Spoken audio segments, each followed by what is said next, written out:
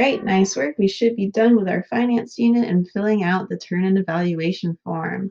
So here is your current remaining balance, and there's something I would like you to check very quickly. If you scroll all the way to the right, to the end of the options down on the bottom of your screen, and you see example of a balance sheet. If you click that, it's going to show you what typically one would fill out when writing out their balance sheet. So for example, you would place the description of the transaction, so what the thing was that you're paying for or receiving.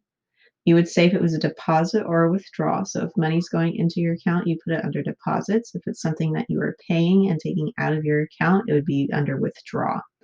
And then what happens off to the right is you write the balance of what that is. So in this case, it's a positive 200 or 2,800 with a starting balance. So the amount that you'd have in your balance would go down here, and that would be 2,800. The next location, we have another deposit of $1,760. So we write the amount over here, and then what you would do is you would add it to the one that's above, so what was in your balance before, and then you'd have your new total.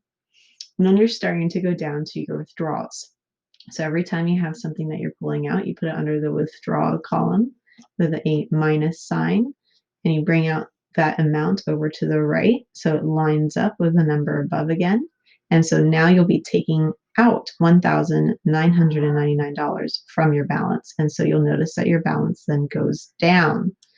You'll do that all the way down your sheet until you get to the very end. And for your information, normally if you have to purchase checks, you would have to buy them, but most banks will provide you with a set at the beginning. And checks aren't as commonly used anymore nowadays, but it's still a good skill to know and learn. Your remaining balance is posted at the bottom. Now, something I want you to be aware of. Notice that we no longer will have to pay for our down payments on our second month since it's a one-time payment. But also realize that we won't be getting another starting balance. A starting balance was just the amount that you had in your savings once you left home and began life on your own. So if you go down to your second balance sheet over to the right, you might have actually gone into debt on the second month because you no longer have that nice cushion from that starting balance, even though you no longer have your two down payments for your car and for your furniture. So if you realize that you hit in a negative number for your second month, it'd be a good idea to go back through your earlier sheets, find where you could save money, and fix that in the future. But for this assignment, you do not have to do that. I just wanted you to be aware of what could happen once you no longer have that starting balance and you no longer have those down payments to see where you would end up with your expenses that you've chosen for your project.